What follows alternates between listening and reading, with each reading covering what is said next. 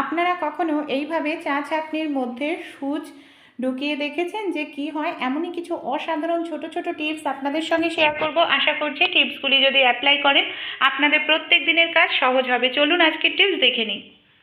আমরা যখন জামা কাপড় ভেজাই বা আমরা ওয়াশিং মেশিনে জামা কাপড় কাচতে দিই, এইভাবে আমরা শাড়ির ব্লাউজ, অন্যান্য জামা কাপড়, চাদর, ওড়না দিয়ে থাকি। সমস্যাটা কি হয় জানেন? আমরা যখন ওয়াশিং মেশিনে কাচি বা হাতে কাচি, যাই করি না কেন, একসঙ্গে ভেজাতে দিলেই এই যে ব্লাউজের হুকগুলো আছে, চাদর, অন্যান্য শাড়ির সঙ্গে দেখা যায় এইভাবে আটকে যায়।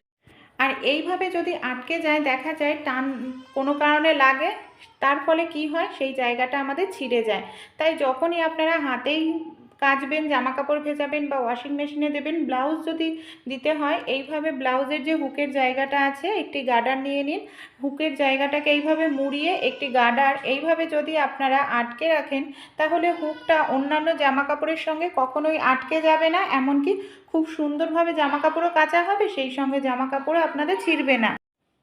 পরবর্তী যে টিপসটি শেয়ার করছি, এই ধরনের যে ব্লাউজগুলো আমরা ব্যবহার করে থাকি শাড়ির সঙ্গে ম্যাচিং করা, অনেক সময় কি হয়, কোথাও হয়তো ঘুরতে যাব, তখন দেখা যাচ্ছে ব্লাউজটা আমাদের অনেকটাই ঢেলা রয়েছে। দেখুন, যদি আমাদের ব্লাউজটা আমরা মোটা হয়ে যায়, তখন তো ব্লাউজের সাইডে সেলাই থেকে খুলে নিতে পারি, কিন্তু ঢেলা হলে আবার আমাদের সুতো দিয়ে মারতে লাগে, না হয় টেলার্সে নিয়ে যেতে লাগে। কিন্তু সমস্যা কি হয়, হয়তো এমন সময় দেখা যাচ্ছে যে টেলার্সে যাওয়ারও সময় নেই, আর হাতে যদি সেলাই করা হয় অনেক সময় বোঝাও যায়, সময়ও থাকে না। তাই সেলাই করার কোনো প্রয়োজনই পড়বে না। একটি সেফটি পিন নিয়ে নিন। প্রথমেই আপনারা মাপ করে নিন যে কতটা আপনাদের বড় হচ্ছে। তারপর সেফটি পিনটাকে এইভাবে মাপ করে ভেতর দিক থেকে লাগিয়ে নিতে হবে। দেখুন, আমি এইভাবে ভেতর দিক থেকে একটি ঘর করে নিচ্ছি। সেফটি পিনটাকে আটকে নেব। তারপর যতটা বড় হচ্ছে সেই হিসাবে আমরা হুকটাকে সেফটি পিনের ঘরের মধ্যে ঢোকাবো। এতে আমাদের সেলাই করারও প্রয়োজন পড়বে না, এমনকি ব্লাউজটা খুব সুন্দর মতো ফিটিংসও হয়ে যাবে, আর বাইরে থেকে কিন্তু ব্লাউজটা বোঝাও যাবে না, আর খুব সহজেই আমরা যেখানে যাওয়ার সেই সময় পৌঁছাতে পারবো। অনেক সময় শীতকালে দেখা যায় অনেক সোয়েটার, চাদর আমরা বের করি, না হয়তো মানে রেগুলার ইউজ করা হয় না, মাঝে মাঝে ব্যবহার করি আর এইভাবে রেখে দিই। এতেও কিন্তু সোয়েটার, চাদর দেখা যায় ধুলো ময়লা পড়ে যায়, এমনকি নোংরা হয়ে যায়। তাই এইভাবে আপনারা কখনোই না এগুলোকে ছড়িয়ে ছিটিয়ে ফেলে রাখবেন না, এতে আমাদের নিজেদেরই আবার খাটনি করে পরিষ্কার করতে লাগে। আমাদের বাড়িতে এই ধরনের অনেক পুরনো চাদর, মানে বালিশের কভার থাকে।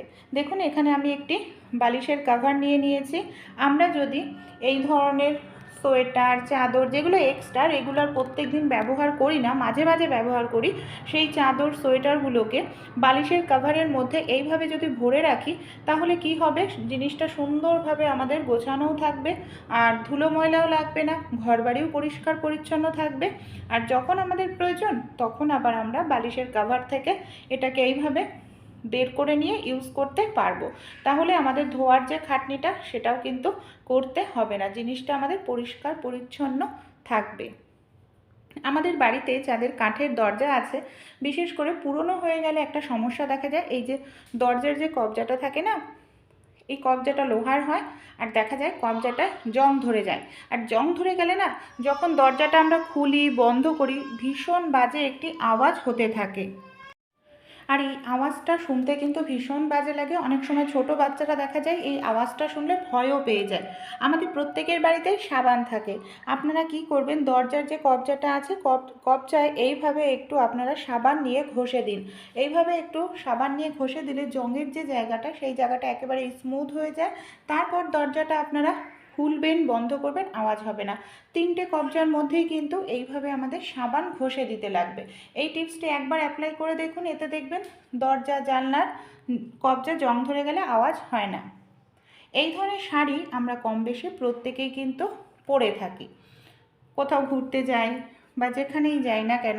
কিন্তু একটি সমস্যা কী হয় জানেন? এই ধরনের শাড়িগুলো পাড় এমনিতেই মোটা হয়, যখন আমরা এটাকে পিন আপ করি, তখন কিন্তু পাড়টা আরও বেশি মোটা হয়ে যায়। সমস্যাটা কী হয়? সেফটি পিন নিয়ে দেখা যায় বড় সেফটি পিন ব্যবহার করছি, মুখটা হয়তো ভোঁতা বা মুখটায় জং ধরে গেছে, সেই সেফটি পিন দিয়ে পিন আপ করতে গেলেই না সমস্যাটি দেখা যায় সেফটি পিনটা ঢুকতে চায় না, কাপড়টায় বেঁধে বেঁধে ধরে বা জংয়ের দাগ হয়ে যায়। তখন আপনারা এই টিপসটি ফলো করবেন, জংয়ের দাগও কাপড়ে লাগবে না। সেফটি পিন খুব সহজেই আপনারা ব্যবহার করে শাড়িটা পিন আপ করতে পারবেন। এর জন্য আমাদের একটি কাজ করতে হবে। আমাদের প্রত্যেকের বাড়িতেই যে চা ছাঁকনি থাকে, প্লাস্টিকের চা ছাঁকনি নয়, এই ধরনের যে লোহার চা ছাঁকনি বা স্টিলের চা ছাঁকনি থাকে, তার মধ্যে আপনারা এইভাবে সেফটি পিনটা নিয়ে একটু ঘষে নিন। এইভাবে দেখবেন একটু ঘষে নিলেই খুব সহজেই আপনারা এই সেফটি পিন দিয়ে পিন আপ করতে পারবেন আপনাদের শাড়িটা, আর জংয়েরও দাগ হবে না। সেই সঙ্গে শাড়িটা পিন করতে গেলেও বারবার আটকে ধরবে না, সুতোও ছিঁড়বে না। ভালো লাগলে অবশ্যই ট্রাই করে দেখবেন। আমাদের বাড়িতে কেউ না কেউ অনেকেই আছেন যারা চশমা ব্যবহার করে থাকেন, কিন্তু সমস্যাটা কি হয় জানেন? এই যে চশমা পরে যখন আমরা রাস্তায় যাই, ধুলো ময়লার সামনে যাই, চশমার কাছে দেখা যায় ধুলো ময়লা লেগে যায়। আর ধুলো ময়লা লাগলে তখনই কিন্তু সমস্যাটা হয় যে চশমার কাঁচটা ধীরে ধীরে আবছা হয়ে যায়, নষ্ট হয়ে যায়। তখন আমরা আবার চশমার কাঁচটাকে চেঞ্জ করি, নতুন চশমার কাঁচ লাগাতে লাগে। তাই আমরা যদি মাঝে মাঝে চশমাটাকে একটু যত্ন করি, তাহলে কিন্তু চশমার কাঁচ সহজে নষ্ট হবে না। ভ্যাসলিন আমাদের প্রত্যেকের বাড়িতেই থাকে। সামান্য পরিমাণ একটু ভ্যাসলিন নিয়ে নিতে হবে।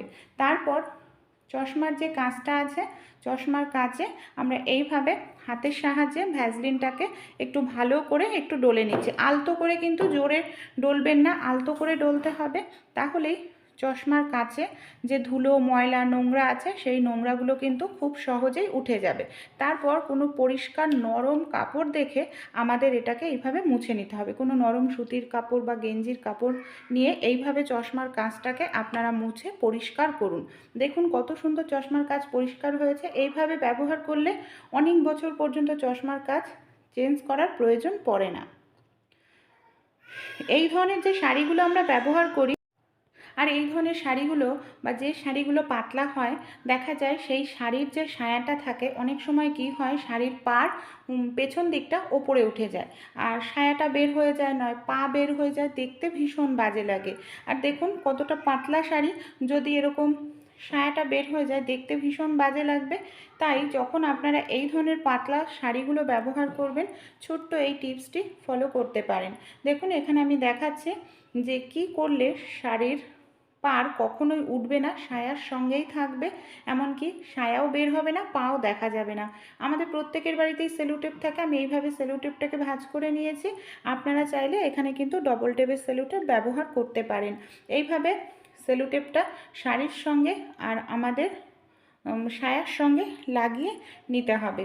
পেছন দিকটা দু জায়গায় লাগালেই হবে, পুরো শাড়িতে লাগানোর প্রয়োজন নেই। এই দেখুন শাড়ি একসঙ্গে অ্যাটাচ রয়েছে, কোনোভাবেই খুলবে না। এর ফলে কিন্তু শাড়ির থেকে কখনোই সায়াটা আর বের হবে না। ভালো লাগলে ট্রাই করে দেখবেন। উচ্ছে আমরা কম বেশি প্রত্যেকেই খেয়ে থাকি, স্বাস্থ্যের জন্য খাওয়া খুব ভালো।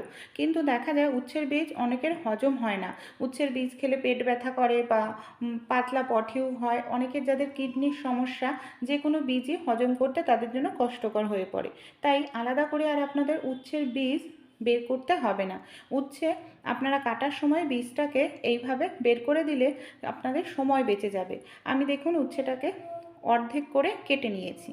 তারপর ছুরির সাহায্যে বা আপনারা চামচ নিয়ে নিন, চামচের সাহায্যে এইভাবে বীজটাকে আগে বের করে দিন। দেখুন আমি এইভাবে বীজটাকে বের করে দিচ্ছি। তারপর আমরা যদি উচ্ছেটাকে একেবারে ঝিরিঝিরি করে কাটি, খুব সুন্দরভাবে কাটাও হবে।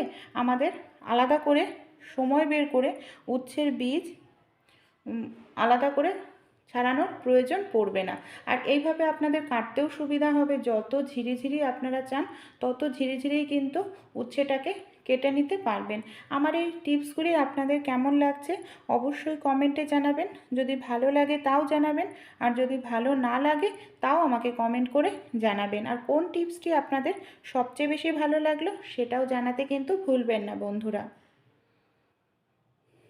পরবর্তী যে টিপসটি শেয়ার করব, আমাদের বাড়িতে যে এই ধরনের জামা কাপড়গুলো থাকে, অনেক সময় দেখা যায় যে এই ধরনের মোটা ধরনের জামা কাপড়গুলো হয়তো ছোট হয়ে গেছে বা বড় হয়ে গেছে, বা আমাদের দেখা যায় ছিঁড়ে গেছে, সেলাই খুলে গেছে, সেলাই করতে লাগে। আমাদের অনেকের বাড়িতেই সেলাই মেশিন থাকে না। তখন আমরা কি করি, এই হাত সুই দিয়েই কিন্তু সেলাই করে থাকি। সমস্যাটা কি হয় জানেন? মোটা জায়গায় অনেক সময় হাত সুই দিয়ে সেলাই করতে গেলে সূচটা ঢুকতে চায় না, বা সূচের মাথাটা ভোঁতা থাকে, বা দোকানে যাওয়া সম্ভব নয়। তাই কিভাবে সূচের মাথা ভোঁতা হলেও সেই সুচ দিয়ে মোটা জায়গায় যে কোনো উপায়ে আমরা সহজেই সেলাই করে নিতে পারবো। এখানে দেখুন আমি পুরনো একটি ছাঁকনি নিয়ে নিয়েছি, চা ছাঁকনি নষ্ট হয়ে গেছে সেই ধরনের। এখানে কিন্তু প্লাস্টিকের ছাঁকনি নিলে হবে না, প্লাস্টিকের ছাঁকনির নেটটা প্লাস্টিকের হয় আর স্টিলের ছাঁকনির নেটটা দেখবেন লোহার হয়। তাই স্টিলের ছাঁকনির নেটের ওপরে এইভাবে আমাদের সুচটাকে ঘষতে হবে। এখানে আমি সুচটাকে এইভাবে ঘষে নিচ্ছি, এতে সুচের মাথাটা একেবারে ছুঁচলো হয়ে যাবে। দেখুন কিছু সময় ঘষবেন তাহলেই একেবারে ছুঁচলো হয়ে যাবে। তারপর খুব সহজেই আপনারা মোটা জায়গায় যে কোনো জায়গায় সেলাই করে নিতে পারবেন আর সেলাই করতে আপনাদের কোনো রকম অসুবিধা হবে না। ছোট ছোট টিপসগুলি যদি ভালো লাগে অবশ্যই আপনারাও ট্রাই করে দেখবেন।